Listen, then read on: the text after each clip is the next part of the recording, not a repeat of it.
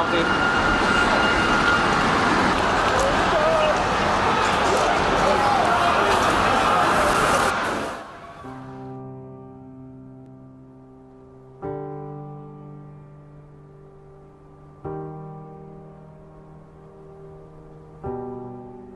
On a perfect, almost achingly beautiful late summer morning in early September 2001, a day of seemingly infinite visibility, one man later said, characterized by the rare and exquisite flying conditions airline pilots call severe clear.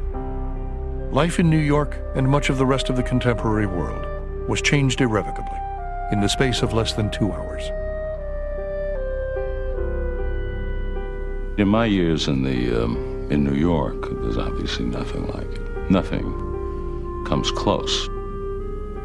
As a newspaperman, I've seen other horrors, wars and the earthquake in Mexico in '85, which killed 20,000 people. But that was an act of nature, not of man. The combination of the death, the spectacular event of the 2 skyscrapers collapsing, and the motivations behind it, all those things, I think, made this something that just struck a knife right into the heart of every New Yorker, knowing that we'd never be able to look at our city the same way again. First of all, it's a surprise on a beautiful day at the center of this powerful nation, which has not been attacked on its own shores or its own land by a foreign power in almost 200 years. So that's a new thing. Secondly, the public focus on this. Never in the history of the world had there been anything even close. There's not really a second place. The second place would probably be the assassination of President Kennedy. You know, a world event where the world is focused on that story, but nothing like this, where it's seen instantaneously as it happens by tens of millions of people around the globe. In a little less than 2 hours, with an almost poetically horrifying symmetry, the symbols and instruments of the city's uniquely air-minded culture, and of globalization itself, skyscrapers, jets, and the mass media, would be turned back against themselves with a devastatingly lethal impact and effect. We were utterly struck by the fact that nothing here fit with any prior experience. I mean, of course, people were talking about how it looked like something in a disaster movie. We could only think in terms of life imitating art because we had no other thing to compare it to. So people went to the movies and compared it.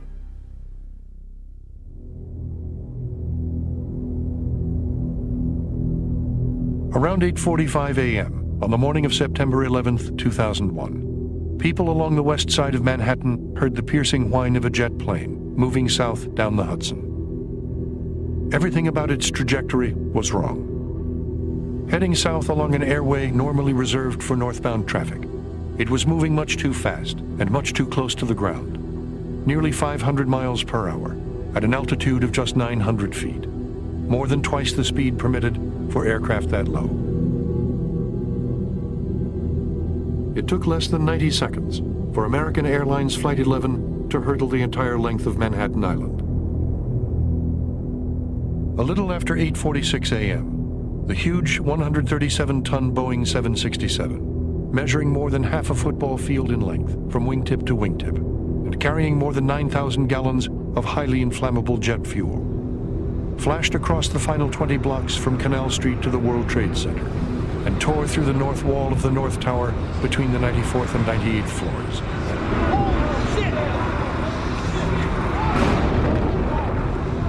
Instantly killing everyone on board and wreaking incomprehensible carnage across 5 full floors of the building.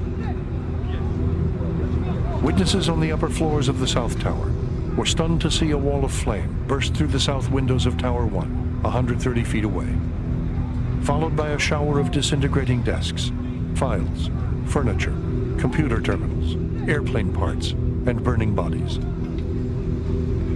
If you were just below where the plane hit, your ceilings fell, you saw the glint of the plane going overhead, there's an overwhelming feeling of terror, and you were probably knocked off your feet. And of course, if you were in the zone itself, you may have died instantly, but even very close and this is very tragic, very close to the regions of impact. There were people who lived for long minutes as they sought refuge from, the building flames, the tremendous heat. A couple of them even were able to phone. And then often in that region, their lives ended quickly in the fire, or they chose to leap from the tower. That airplane straddled several floors, and it delivered a hell of a punch.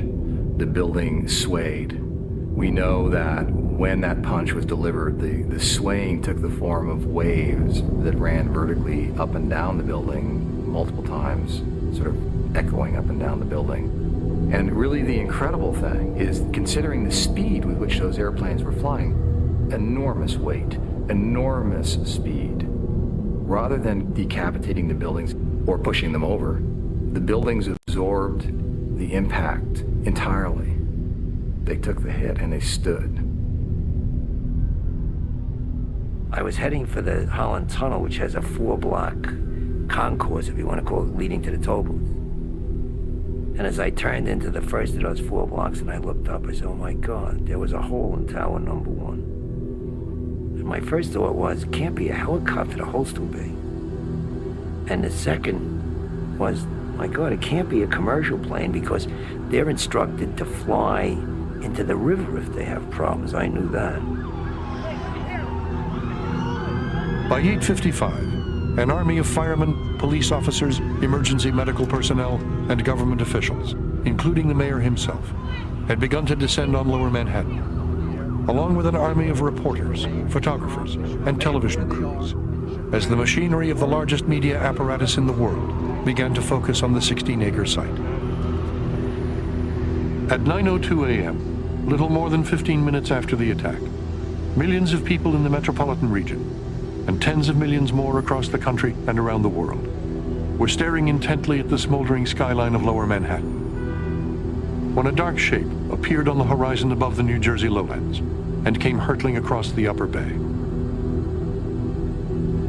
I got out of my car, other people did, and suddenly I saw plane number 2 coming from the south over the Statue of Liberty, going very fast, they say between 500 and 600 miles an hour.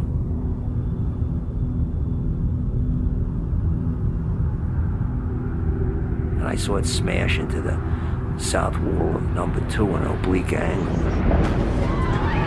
I saw this big ball of flame, and the nose came out on the north side and the east side. And my first reaction, my God, there's poor people above, because they're going to wipe out all the staircases and all the sprinkler systems. That airplane just went sliced right through it. And the power of such a big plane at that speed. And for a moment, incredible sadness for the people there, and then an incredible anger, feeling that somebody had deliberately rammed into those towers and those poor innocent people that were in there. I was at the Tweed Courthouse on Chambers Street, right behind City Hall. I grabbed a notebook and ran to the street in time to see the second one hit. I knew right away, obviously, it was terrorism, this amazing fireball that came roaring towards Broadway. And people on the street corner just going, oh, shit, oh, shit, oh, shit. That expression must have been uttered like 10 million times that day. Just astonishment at what they were looking at.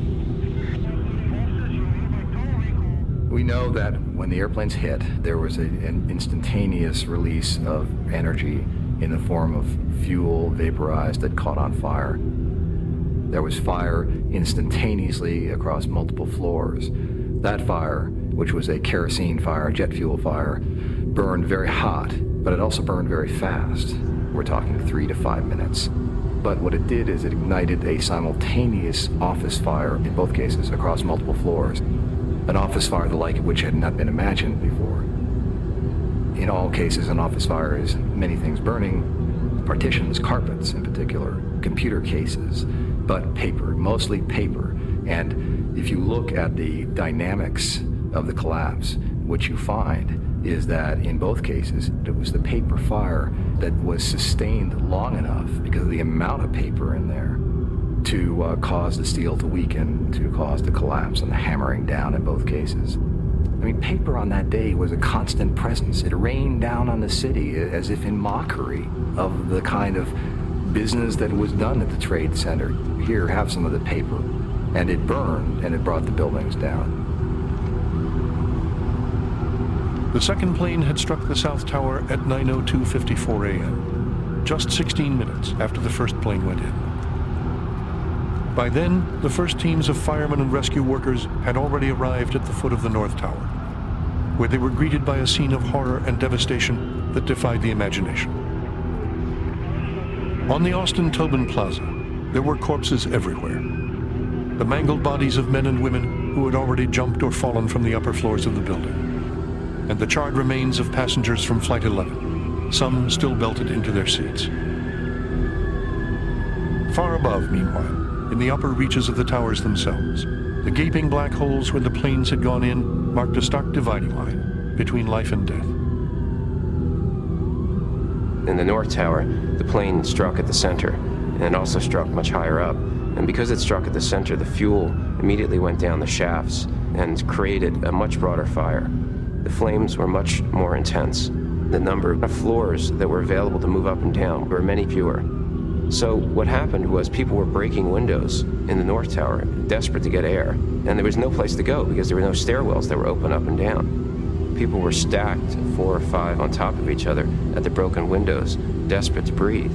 And other people were hanging on to each other across the steel columns from window to window, hanging out of the windows, desperate to breathe, and just, grasping each other to keep hold of the building. One of the most horrific scenes in the history of the nation took place 1,000 feet above Lower Manhattan. And it took the lives of people who were staring down at safety, at the most populous city in the nation, civilization at its peak. But they didn't have anywhere to get there. And there's really few words to describe how terrible that must have been.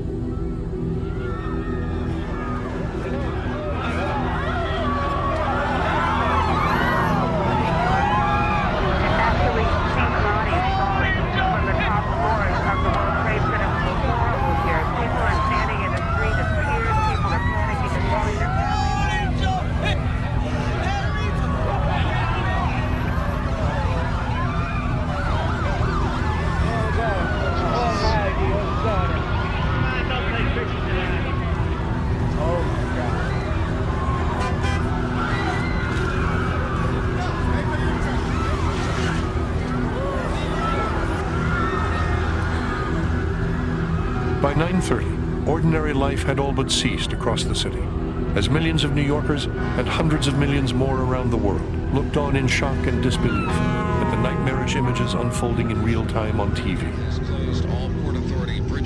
You usually can gauge things, within a few minutes, so that they may start getting worse.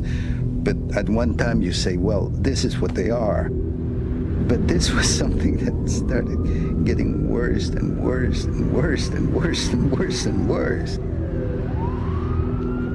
At 9:38, word came that terrorists had commandeered a third jetliner and crashed it into the Pentagon, killing everyone on board and 126 people on the ground. And not long after, that a fourth plane had crashed into a hillside in rural Pennsylvania, brought down by some of its own heroic passengers before it could reach its intended target in the nation's capital. What struck me at the time, I think, is the most significant part of that, was when they came on and said that the Federal Aviation Administration ordered all air traffic in the United States to be grounded. I knew that had never happened before. There are tens of thousands of planes in the United States at any one time, and to say they have to land now. What hit me was that this is really beyond whatever I had thought.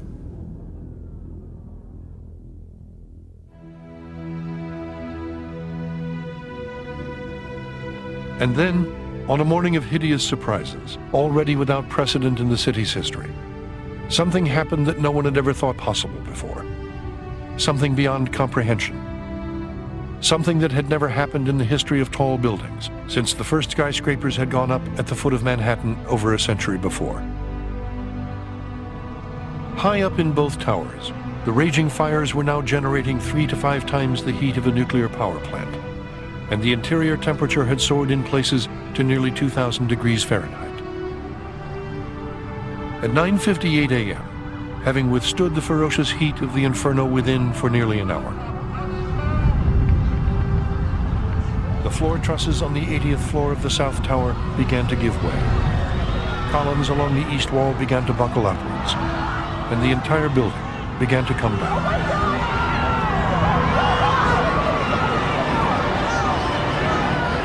As the quarter-mile-tall structure dissolved into a massive shroud of smoke and dust, thousands of people in the surrounding streets began to cry out in horror and disbelief, then ran for their lives, pursued by an enormous billowing cloud of dust and debris.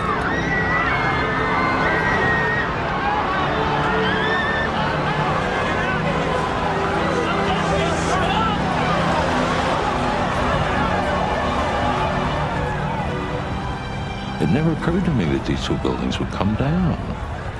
So that when they did, it was the most shocking moment maybe that I'd ever had. That the South Tower began to tip forward and then righted itself and came down in what in memory seems like a slow motion moment.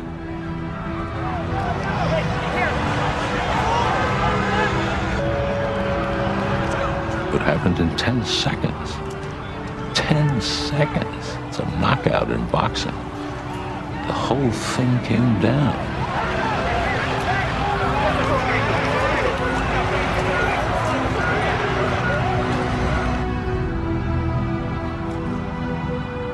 It was just, to me, still, it's a staggering moment in New York, in any history, in world history, for a place that had never had anything like that happen to it ever before.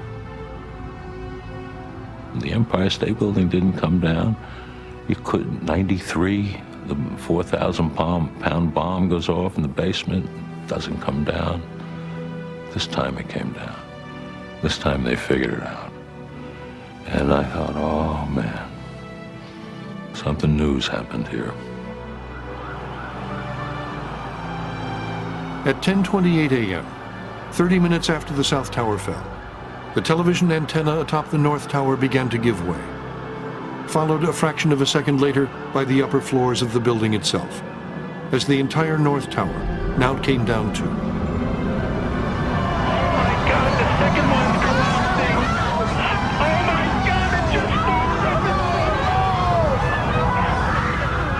Then there was a release of heat that was off the scale. Fires ignited. Crushing and tearing was going on, and chaos, mostly just chaos, on some mathematical level was happening. You can't even describe it physically because it was too big, too chaotic. It was a cataclysmic release, and it released back into the city in 10 seconds in each case. The surprising thing to me has always been how concentrated it was. They came straight down as if they were aimed directly at their foundations. And of course, anything that was directly underneath no longer existed afterward. The so-called bathtub that ran 6 floors underground below street absorbed the brunt of the energy. Inside that bathtub during those twin 10-second pulses, what was really happening, nobody can even imagine. We know what the results were. The results were, we were grappling with results inside that hole for the following 9 months. We're, in a sense, probably will be grappling with the results for years to come. I was upstate New York when I heard of the towers being destroyed. A side of me was not believing it. It was a very strange blend of feelings. One was the sorrow, the horror at witnessing human life being obliterated, for no reason like that. And I felt something beyond words. I felt almost an alive part of me being squeezed to nothing, being extracted, an evisceration almost. It's an interesting question when you saw those two giant towers collapse almost cleanly on themselves. Where did they go? I have read in some architecture article that they were made mostly of air. If you consider the space between the solid molecules, the steel, the concrete, the glass, the aluminum, there was a lot of air. It was mostly air, actually. And they disappeared, and it's... where did they go was part of the disbelief that I was feeling, because how you can make 200,000 tons of steel disappear, it's unbelievable.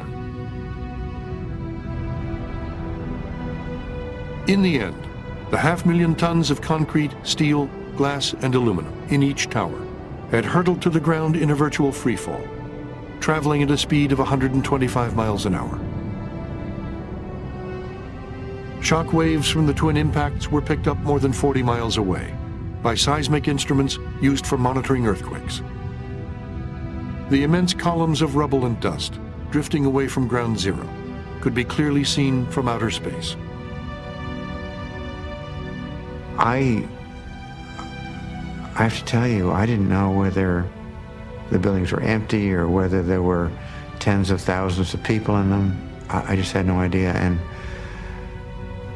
I was totally devastated by the fact that all those people were in there and this building that I had designed was perhaps falling on them. The buildings were not so important to me. I'm good at buildings, but people are another matter. It was a terrible event. Absolutely terrible. I don't think you can measure the impact. It's absolutely enormous. Everybody felt it, but of course those who felt it most and will never get over the effects are those who lost people. And the sheer numbers are so appalling, and the horror of the attack is so appalling that in one sense New York will never be the same. With the collapse of the second tower, an eerie quiet descended on New York. By 11 o'clock, hundreds of thousands of dazed and disheveled office workers, many covered in ashes and dust, could be seen marching north from the financial district, straggling uptown along the West Side Highway, or heading over the bridges to Brooklyn. Down at the site itself, hundreds of firemen and rescue workers groped their way across a surreal landscape of smoke and flames, at the edge of an immense 7-story pile of tangled steel and debris, searching desperately for any signs of life. All day, doctors and nurses in emergency rooms around the city braced for the anticipated onslaught of injured survivors that never came. Those who got out, one nurse later said. Those who didn't, died.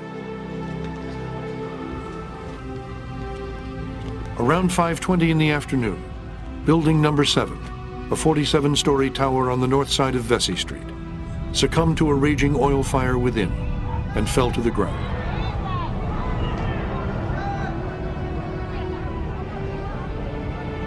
One of the surprising things, you could call it almost a sad poetic justice, is that the only buildings that were completely destroyed by this collapse were the buildings that carried the Trade Center label, buildings 1 through 7. No other buildings, with the exception of the small Orthodox church there that dissolved, were destroyed. And every building that carried the label died.